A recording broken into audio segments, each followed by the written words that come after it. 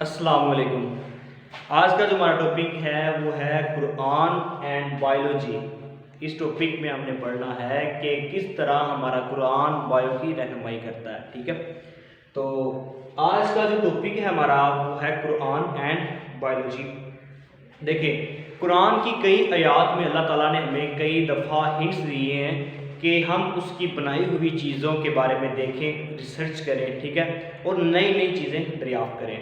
ठीक है, अब देखें, इस टॉपिक में ये देखना है कि वो कौन कौन सी आयात हैं जो हमें बायो के साथ रिलेट करती है, या कुरान की वो कौन सी आयात है जो बायो की रहनुमाई करती है। तो सबसे पहले अगर हम देखें तो सबसे पहली जो आयात है, अल्लाह ताला फरमाता है we made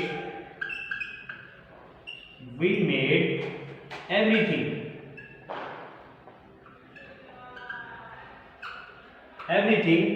from water।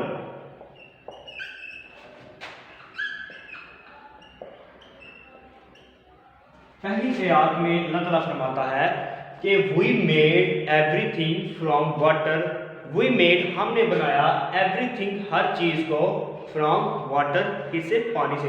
अल्लाह ताला फरमाता है कि मैंने या हमने हर चीज को किससे बनाया है, वाटर से। ठीक है, ये कुरान ने मजीद की एक आयत का तर्जुमा है। तो अब हमने ये देखना है कि बायो के अंदर ये किस तरह रहनुमाई करता है कि बायो में जो साइंटिस्ट हैं वो क्या कहते हैं।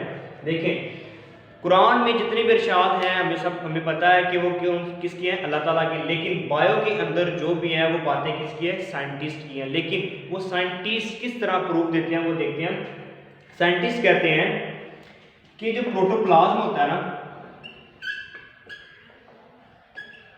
जो प्रोटोप्लाज्म होता है उसका 60 to 70% जो है हिस्सा वो किस पे मुश्तमिल है, वाटर पे। ठीक है, जो प्रोटोप्लाज्म का 60 to 70 पार्ट या हिस्सा है वो किस पे मुश्तमिल है, वाटर पे। यानी कि उसके अंदर 60 to 70% क्या होता है, वाटर होता है। अब प्रोटोप्लाज्म क्या है, एक सेल के अंदर जो साइटोप्लाज्म होता है ना,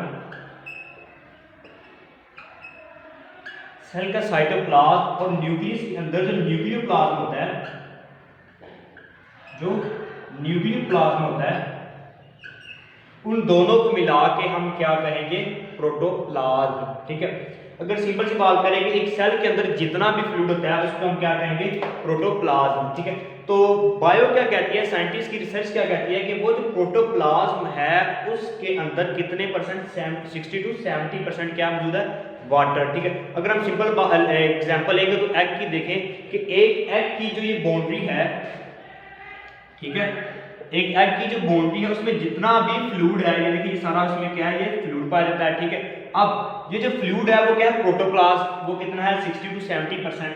ये क्या है, फ्लूइड।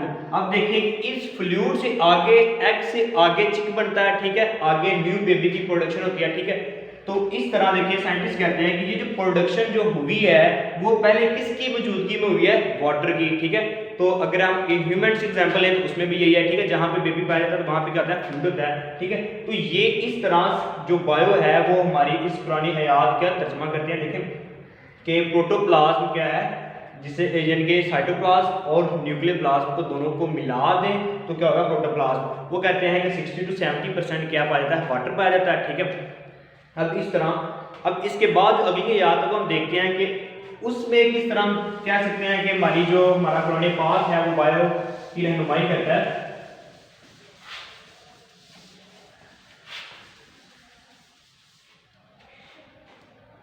अब इसके बाद जो आयत है अल्लाह ताला फरमाता है He made man from clay like potter।